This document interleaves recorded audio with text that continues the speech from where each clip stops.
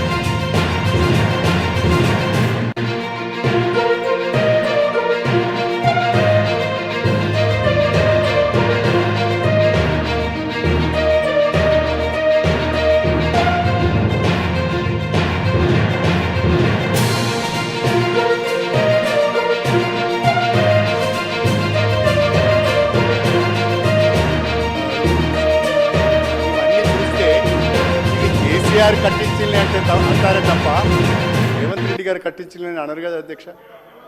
కేసీఆర్ ఆనవాళ్ళు ఎట్లా చేర్పేస్తారు అధ్యక్ష? మీరు కేసీఆర్ ఆనవాళ్ళు ఎట్లా చేర్పేస్తారని మీరు అంటున్నా అధ్యక్ష. అధ్యక్ష నేను చివరిగా కన్క్లూడ్ చేస్తున్నా అధ్యక్ష. నేను కన్క్లూడ్ చేస్తున్నా అధ్యక్ష. భారత రాష్ట్ర సమితి మీద ఉన్న కోపంతోనో కేసీఆర్ మీద ఉన్న కోపంతోనో లేకుంటే కేసీఆర్ ఆనవాళ్ళు చెరిపేయాలనే తపనతోని తెలంగాణను అవమానపరచకండి, తెలంగాణ అస్తిత్వాన్ని అవమానపరచకండి, కాకతీయుల రాజులను గౌరవించండి. సార్ ఇవాళ లక్నవరం, రామప్ప, పాకాల, గణపురం చెరువులు మాకు కాకతీయులు ఇచ్చిన ప్రసాదం అధ్యక్ష. వరంగల్ జిల్లా కేంద్రంగా కాళేశ్వరం నువ్వు లేవు పుట్టలేదు తమ్మి, ఎందుకు అనవసరం ముచ్చట అధ్యక్ష. అధ్యక్ష కాకతీయులు తెలంగాణలో వ్యవసాయ రంగాన్ని, నీటిపారుదల రంగాన్ని గణనీయంగా అభివృద్ధి చేసిండు. బ్రహ్మాండమైన సరస్సులు కట్టిండ్లు, బ్రహ్మాండంగా గొలుసు కట్టు చెరువులు కట్టిండ్లు, బ్రహ్మాండంగా వ్యవసాయాన్ని అభివృద్ధి చేసిండు. కాకతీయులు గొప్ప రాజులు. ఆ కాకతీయుల రాజుల వల్లనే ఇవాళ ఇప్పటికి మన చెరువులు ఉన్నాయి, ఇప్పటికీ మన నీటిపారుదల వ్యవస్థ ఉన్నది. ఆ మహానుభావులు కట్టిన ఆ కాకతీయ కళాతోరణాన్ని మీరు తీసేస్తామంటే ఇది సబబా అని నేను అడుగుతున్నా. ఇది ప్రజలను అవమానించినట్టుగా కాదా అని అడుగుతున్నా. చార్మినార్ ఎందుకు కట్టిన అధ్యక్ష? బహుశా చాలామందికి తెలియదు. చార్మినార్ ఎందుకు కట్టినంటే అధ్యక్ష, హైదరాబాద్ మహానగరంలో, అరే వినండి అయ్యా బాబు, తెలుసుకోకపోతే తెలుసుకోండి. హైదరాబాద్ మహానగరంలో కలరా వచ్చింది అధ్యక్ష. హైదరాబాద్ మహానగరంలో కలరా వచ్చింది. ఆ కలరా వచ్చిన సందర్భంగా ఉపాధి లేకుండా పోయింది.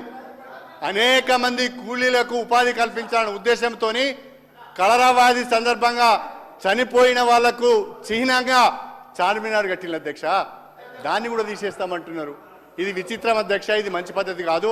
నేను కాంగ్రెస్ ప్రభుత్వానికి విజ్ఞప్తి చేస్తున్నా, మీరు ఇచ్చిన 6 గ్యారెంటీలు, అభయస్థములో మీరు ఇచ్చిన హామీలు, మీరు మేనిఫెస్టోలో ఇచ్చిన అనేక హామీలు, మొత్తంగా 420 హామీలను ప్రజలకు ఇచ్చారు. ఆ హామీలను నిలబెట్టుకునే విధంగా, ఆ హామీలను నెరవేర్చే విధంగా ఆర్థిక వనరులను సమీకరించుకొని ప్రజలకు మేలు చేసే ప్రయత్నం చేయండి. మీ సమయాన్ని ప్రతిపక్షం పైన దాడి చేయడానికో, భారత రాష్ట్ర సమితిని నిందించడానికో, కేసీఆర్ ఆనవాళ్ళు తెరిపేయడానికో వెచ్చించకండి. తద్వారా తెలంగాణకు అన్యాయం చేయకండి అని చెప్పి ఈ సందర్భంగా వాళ్ళకి హితవు చెప్తూ మీరు నాకు ఈ సమయాన్ని ధన్యవాదాలు తెలుపుకుంటూ సెలవు తీసుకుంటారు. రాజగోపాల్ రెడ్డి గారు నేను అధ్యక్ష వాళ్ళు ఇప్పటికి కూడా వాళ్ళు గత ప్రభుత్వంలో ఉన్నప్పుడు అధ్యక్ష ఏ విధంగా ప్రవర్తించిండ్రో, ఇప్పుడు ప్రతిపక్షంలోకి పోయిన తర్వాత కూడా వాళ్ళ వైఖరిలో వాళ్ళ బుద్ధి మారలేదు అధ్యక్ష. వాళ్ళ పద్ధతులు చూస్తుంటే ఒక మంత్రి, మా బలహీన వర్గాల మంత్రి పొన్నం ప్రభాకర్ గారు మాట్లాడుతుంటే కేటీఆర్ గారు అహంకారంతో కూర్చోని అంటున్నారంటే ఎంత అహంకారం ఉంది ఆ కేటీఆర్ గారికి? తెలంగాణ ప్రజలు చెంప చెల్లు కనిపించే మీకు జవాబిచ్చిందని కూడా కేటీఆర్ వైఖరిలో మార్పు రాలేదంటే ఆ రాచరిక పాలనకు వద్దనే తెలంగాణ ప్రజలు మార్పు కోసం అని చెప్పి వాళ్ళు అక్కడ పంపించిండ్రు, అయినా బుద్ధి రాలేదు. అధ్యక్ష, నేను ఒక విషయం చెప్తా. మన కడియం సిఆర్ గారు చాలా సీనియర్ నాయకులు. ఆయన సభల మొన్న మాట్లాడుకుంటా సభల నా గురించి స్పీకర్ ఆయన అంటే గౌరవం. కళ్యాణ్ సిఆర్ గారు చాలా సీనియర్ నాయకులు మేధావి. ఆయన అంటే నాకు గౌరవం. మొన్న సభలో నా గురించి ఏం మాట్లాడతాడు, నీకు మంత్రి వచ్చేది ఓ మంత్రి వచ్చేది లేదు సచ్చేది లేదా అన్నాడు. అధ్యక్ష, అంత సీనియర్ నాయకుడిని ఒక మాట్లాడుతున్నా మీ ద్వారా ఏమడుతున్నా అంటే, అదే నాకు వస్తుందా రాదా, మా ప్రభుత్వం ఉంది, అది ముఖ్యమంత్రి అధిష్టానం నిర్ణయం తీసుకుంటుంది, అది వదిలేయండి, అది కళ్యాణ్ సిఆర్ గారు, అది మీ చేతిలో లేదు నా చేతుల్లో లేదు. కానీ నువ్వు ఒక ఉద్యమకారుడు తాటికొండ రాజయ్య గారికి నువ్వు 2 సార్లు మోసం చేసినావు. ఎట్లా? ఒకసారేమో ఉప ముఖ్యమంత్రి పదవిలో ఉంటే అవమానకరంగా ఆనాడు తొలగించి ఆయన పీఠంలోకి ఎక్కిండు, ఉప ముఖ్యమంత్రి పదవి తీసుకుండు. ఆయన తెలంగాణ కోసం ఉద్యమ పార్టీ అని చెప్పి ఆనాడు కాంగ్రెస్ పార్టీకి రాజీనామా చేసి టీఆర్ఎస్ పై గెలిస్తే ఉప ముఖ్యమంత్రి పదవిలో అవమానకరంగా తీసేసి పదవిలోకి ఎక్కిన చరిత్ర ఆయనది.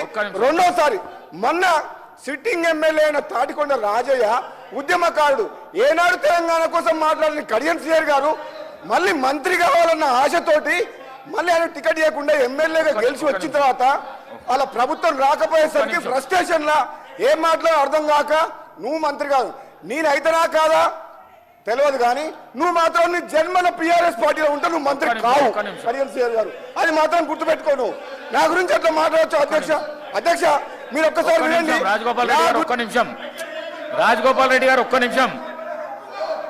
రాజగోపాల్ రెడ్డి గారు ఒక్క నిమిషం ప్లీజ్, ఒక్క నిమిషం.